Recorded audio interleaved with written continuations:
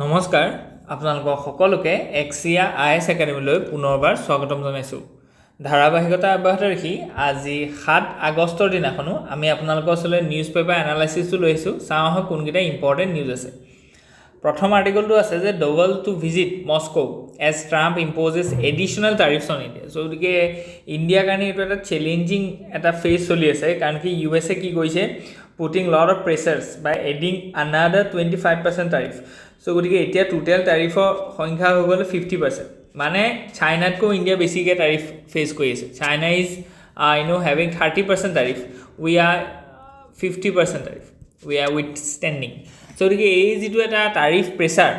তাৰ মূল কথাটো হৈছে যে ইণ্ডিয়াই বহুত কম পইচাত আজি কি কৰিছে যে ৰাছিয়াৰ পৰা তেল কিনি আছে। So' US is not satisfied or US is disturb on this trade deal. So' গতিকে national security advisor is intended to prepare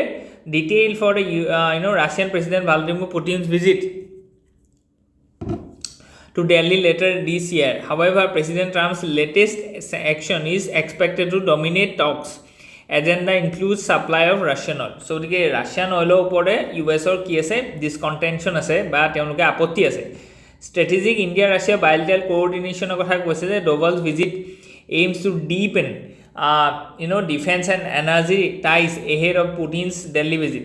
So the US tariffs on India, the President Trump's imposed 25% tariff on Indian imports on Russian oil signals a shift in US trade posture.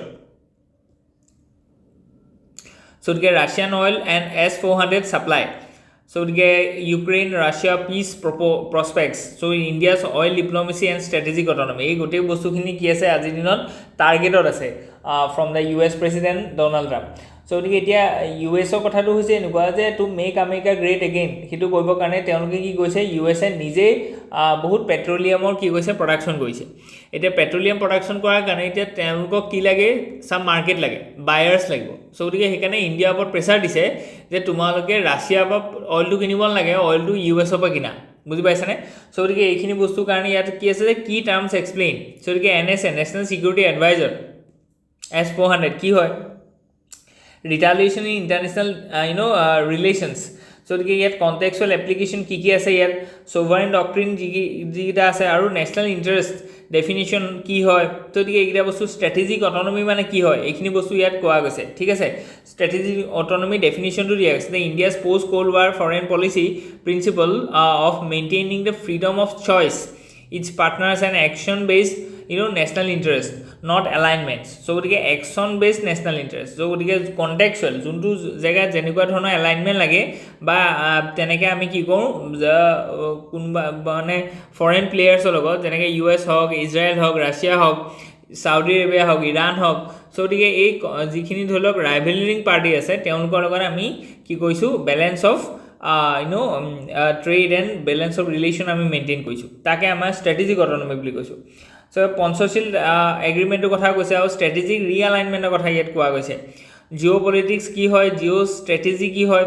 এইখিনি বস্তু ইয়াত ধুনীয়াকৈ টাৰ্মখিনি explain কৰিছোঁ। Okay, let's move ahead. Next যিটো article আছে, it is about building on the gains of green revolution. So' গতিকে green ৰিভলিউশ্যনটো আমাক কি দিলে, ফুড ছিকিউৰিটি। আজিৰ দিনত আমাক কি লাগে, আমাক লাগে নিউ গ্ৰীণ ৰিভলিউশ্যন, বা যিটোক আমি কৈছোঁ যে এভাৰ গ্ৰীণ ৰিভলিউশ্যন। চ' এভাৰ গ্ৰীণ ৰিভলিউশ্যনটোৱে আমাক কি প্ৰভাইড কৰিব, নিউট্ৰিশ্যনেল ছিকিউৰিটি। কেলৈ আমাৰ এতিয়া খাবলৈ নোপোৱাকৈ মানুহ থকা নাই, কিন্তু আমাৰ ইয়াত কি হৈছে, মাল নিউট্ৰিশ্যন হৈছে। ইয়াত ধৰি লওক আপোনাৰ হৈছে অবেচিটি, ইয়াত হৈছে আপোনালোকৰ ষ্টাণ্টিং, ইয়াত হৈছে ৱেষ্টিং, ইয়াত হৈছে anaemia. So all these things are being related to micro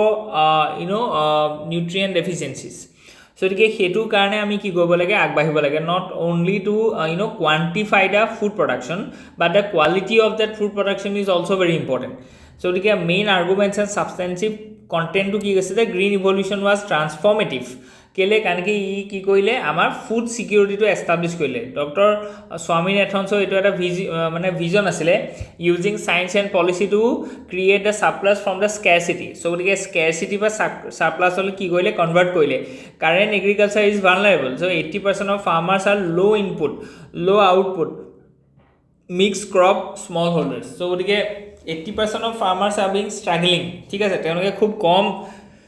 land হোল্ডিঙত তেওঁলোকে খেতি কৰি আছে সেলফ সাফিসিয়েন্ট হৈ পেলাই তেওঁলোকে জাস্ট খেতি কৰিছে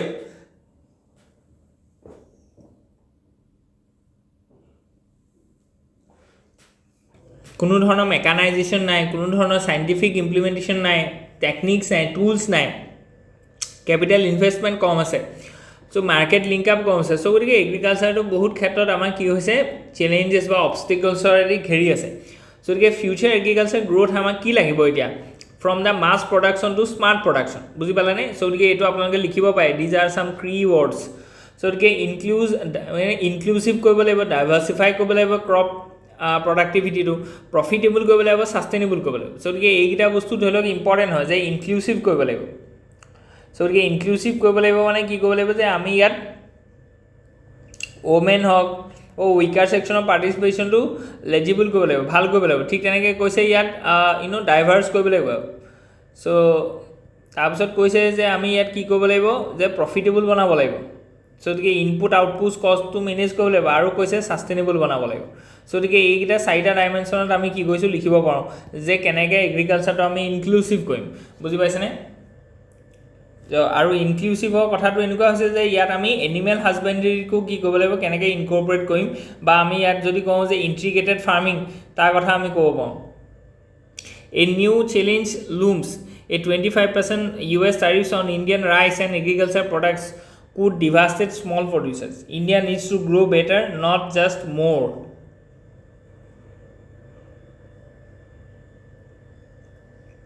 Food sovereignty কথা কোৱা গৈছে গ্ৰীণ ইভলিউশন কি হয় এইখিনি বস্তু আমি দিছো হিষ্ট্ৰীটো চাইছো চ্যালেঞ্জেস কি কি আছে এইখিনি চাইছো over dependence mixed cropping tariff vulnerability কথা কৈছে lack of output mass production model unsustainable এইখিনি কথা আমাৰ ইয়াত কি আছে প্ৰবলেম আছে আৰু ইয়াত কি কৈছে এটা আমি কোৱেশ্চন আনসাৰও এটা ডিসকাস কৰিছো যে how you will approach to your upcoming means way forward দিয়া গৈছে যে reform in agri export policy tariff response mechanism ঠিক তেনেকৈ strengthening domestic buffers সো গতিকে আমাৰ ডমেষ্টিক বাফাৰটো আমি ভাল কৰিব লাগিব এগ্ৰি এক্সপোৰ্ট পলিচি এটা ল'ব লাগিব ঠিক তেনেকৈ integrate trade and foreign policy invest in research and development okay RBI কালি এখন মনিটৰি পলিচি ধৰি লওক কি আছিলে মিটিং আছিলে সো তাত আমি যিখিনি ধৰি লওক আমাৰ বেঞ্চমাৰ্ক ৰেট আছে সো গতিকে সেই বেঞ্চমাৰ্ক ৰেটখিনি আমি ষ্টেটাছটো আমি চাম সো মেইন আৰ্গুমেণ্টটো কি দিছে যে RBI wisely choose to pause and wait for clarity rather than act preemptively so গতিকে আগতে যেটো ধৰক 6.5% আমাৰ কি আছিল ৰেপো ৰেট আছিল হেতুক ধৰক 6.25% লে কমালে ফাৰ্দাৰ আকৌ কি কৰিলে 25% আৰু কমালে 6.5 আৰু নেক্সট মনিটৰি পলিচিত কি কৰিলে এটো 5.5% লে কমাল সো গতিকে ইয়াত 25% কমালে ইয়াত 25% কমালে আৰু ইয়াত -50 বেসিস পইণ্ট কমালে সো গতিকে টোটাল যদি আমি চাওঁ যে 100 বেসিস পইণ্ট কমিলে আগতে 6.5 আছিল আজিৰ দিনৰ মনিটৰি পলিচিটো বা ৰেপো ৰেটটো হৈছে 5.5 বুজি পাইছেনে কিন্তু এইবাৰ যেটো নতুন মনিটৰি পলিচি আছে ইয়াত কোনো ধৰণৰ চেঞ্জেছ হোৱা নাই সো গতিকে দে আৰ পজিং তেওঁলোকে চাইছে যে আৰু ফাৰ্দাৰ আমি কি কৰিব নালাগে লিকুইডিটিটো পুশ কৰিব নালাগে in the market because lot of liquidities are ৱেটিং ফৰ দা একচুৱেল ক্ৰেডিটৰ্ছ বুজি পাইছেনে সো গতিকে লিকুইডিটিটো এবজৰ্ব হোৱা নাই সো গতিকে more and more liquidity আনি লাভ নাই তেওঁলোকক কেনেকৈ সেই লিকুইডিটিটো এক্সিস্টিং লিকুইডিটিটো ইন দা মাৰ্কেট কেনেকৈ এবজৰ্ব কৰাম কেনেকৈ হেতু মানে ইনভেষ্টমেন্টলৈ কনভাৰ্ট কৰিম হেতুহে ইম্পৰ্টেন্ট হয় সো ইয়াত প্ৰাইস ষ্টেবিলিটি কথা কোৱা গৈছে recognition of monetary policy limits so গতিকে মনিটৰি পলিচি এটা লিমিট আছে যে তেওঁলোকে কিমান আৰু কমাব সো গতিকে এগ্ৰেছিভ ৰেট কাটস কেন বেকফায়াৰ সো গতিকে হেতু পাই ইনফ্লেশ্যন হ'বহে পাৰে বুজি পাইছেনে ঠিক তেনেকৈ আমি দেখিছো যে বেংকৰ ওচৰত বহুত বেছি কি আছে এতিয়া লিকুইডিটি আছে সো গতিকে এইটো এটা বেংকৰ ওচৰত লিকুইডিটি বেছি আছে কিন্তু লিকুইডিটি থাকিলে নহব যেহেতু ইন্টাৰেষ্ট ৰেটটো কম আছে সো গতিকে তেওঁলোকে এটা লেন্ড কৰিব কাৰণে বিচৰা নাই লেন্ডিংটো বা কৰিব বিচৰা নাই বুজি পাইছেনে টু দা কাস্টমাৰ্স সো গতিকে এতিয়া বেংকে নিজৰ হাতত ৰাখিছে পইচাটো RBI পাই লৈছে এইটো কাৰণে আশা কৰি লৈছে যে ইয়াতকৈ আৰু নকমায় RBI যদি বঢ়ায় তেতিয়াহ'লে আকৌ RBIকে সেইখিনি বস্তু দিব বুজি পাইছেনে so গতিকে bank is holding the liquidity at this moment not lending to the market বুজি পাইছেনে so গতিকে that is a problem okay সেইকাৰণে ফাৰ্ডাৰ কাট কৰি পেলাই লাভ নাই এতিয়া so we have some limitation on our monetary policy and a further aggressive rate cut will lead to a backfire in the economy so base effect distortion inflation analysis কথা কৈছে RBI must not overreact to headline data so আৰু বেছি ধৰিলে কমাব দৰকাৰ নাই so কি terms কি আছে এইখিনি চাইছো আমি আৰু চ্যালেঞ্জেস কি আছে যে inflation prediction is complex due to tariffs political economic pressure base effect distortion in inflation physical monetary কোঅৰ্ডিনেশ্যনৰ কথা কৈছে আৰু এটা আমি কোৱেশ্চন আনসাৰ ধুনিয়াকৈ ডিসকাস কৰিছো ৱে ফৰৱাৰ্ড টু কি এটা আমি কি কৰিব লাগিব যে ষ্ট্ৰেংথেনিং এনালিটিক্যাল ট্ৰান্সপাৰেন্সি সো এটিকে এটো ইম্পৰ্টেন্ট হয় যে কেনেকৈ তেওঁলোকে এনালাইসিস টা কৰিছে to set this rates under this monetary policy committee সেইটো বস্তু ট্ৰান্সপাৰেন্সি আনিব লাগে ঠিক আছে এনহেন্স কোঅৰ্ডিনেশ্যনটো বহুত দৰকাৰ হয় কাৰণ কি government running some fiscal policy and RBI is running a monetary policy so there must be a coherence বুজি পাইছেনে ঠিক তেনেকৈ improve inflation forecasting কথা কোৱা হৈছে communicate clarity with market and anchor medium term expectations okay let's move ahead next যেটো article আছে it is about the watch out for the legal implication of climate inaction so গতিকে আজিৰ দিনত climate ইনএকশনৰ কাৰণে কি লিগ্যাল আমাৰ method আছে বা প্ৰভিজন আছে so গতিকে as the ICJ order on the climate action signals the need to rethink our strategy for legal challenges to be kept at bay so ইয়াত আমি কৈছো যে ইন্টাৰনেশ্যনেল কোৰ্ট অফ জাস্টিছে কি কৈছে যে ক্লাইমেট একশন ডু মানুহ এতিয়া কান্ট্ৰি বিলাকৰ কাৰণে ভলান্টাৰী প্ৰেক্টিস নহয় যে they have oblique to do it বুজি পাইছেনে so গতিকে এটো এটা মাস্ট শব্দটো লাগি গল এতিয়া so গতিকে এতিয়া খুদিছে যে ICJ যেটো এটা এডভাইজৰী অপিনিয়ন আছে establish the due diligence standards for all states regardless of their development status to prevent significant harm to the environment enact and enforce emission reduction measures cooperate internationally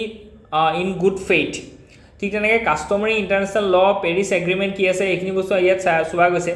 India's progress on the renewables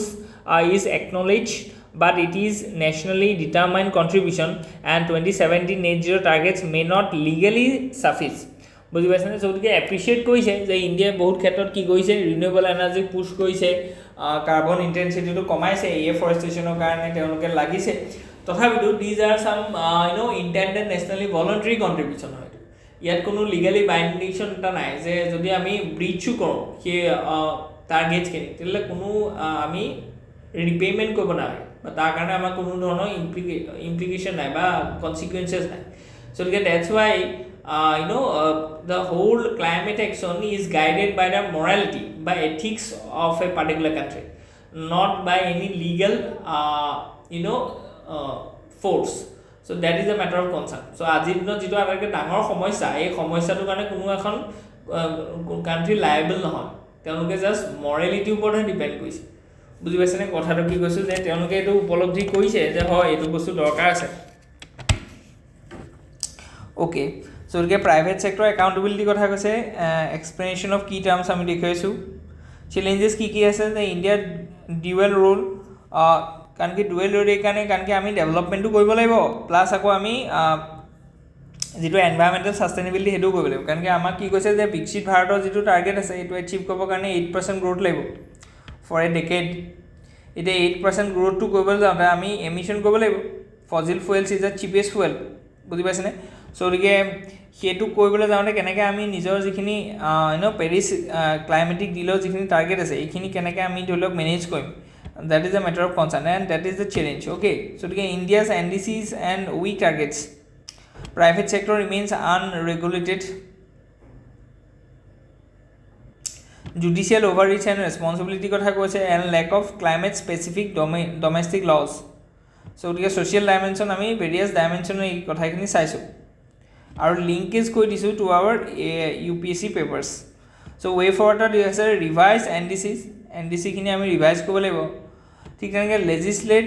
কম্প্ৰিহেনসিভ climate ল so আমি এই যেটো ধৰিলক Paris agreement হক বা Kyoto protocol তাৰ এলাইনমেন্টত আমি domestic ল আনিব লাগিব বিল ইন ইনষ্টিটিউশনাল কেপাসিটি কথা কৈছে যাতে আমি নিউ টেকনলজি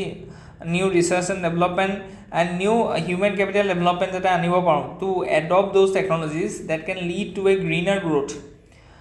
নেক্সট যদি আমি চাওঁ ৰেগুলেট প্ৰাইভেট ছেক্টৰ এমিশ্যন সেইটো বহুত ইম্পৰ্টেণ্ট হয় প্ৰাইভেট ছেক্টৰ এমিশ্যনটো আমি কমাব লাগিব বুজি পাইছেনে ঠিক তেনেকৈ public awareness and legal improvement empowerment সেইটো কথা কৈছে prepare for the international legal scrutiny সেইটো বহুত important and mainstream climate risk ঠিক আছে চ' গতিকে এইখিনি বস্তু আমাৰ ইম্পৰ্টেণ্ট হয় আৰু আমি এটা কি কৈছোঁ যে কুৱেশ্যন আনচাৰ ফৰ্মেটতো এই গোটেই টপিকটোৰ ওপৰত কেনেকুৱা ধৰণৰ কুৱেশ্যন আহিব পাৰে আৰু সেই কুৱেশ্যনটো কেনেকুৱা ধৰণে আপোনালোকে এড্ৰেছ কৰিব তাৰ এটা ধৰি লওক মডেল আমি এটা দিছোঁ okay let's move ahead okay next article যিটো আছে ইট ইজ এবাউট ৰাইজ of হাৰ্বিচাইডছ So the growth of India's pesticide market is being led by not insecticides or fungicides but other herbicides. In recent years, the demand for the chemical has increased due to the shortage of labor for manual weeding. So the herbicide আমি কিয় দিছোঁ কাৰণ কি manual laborটো কমি গৈছে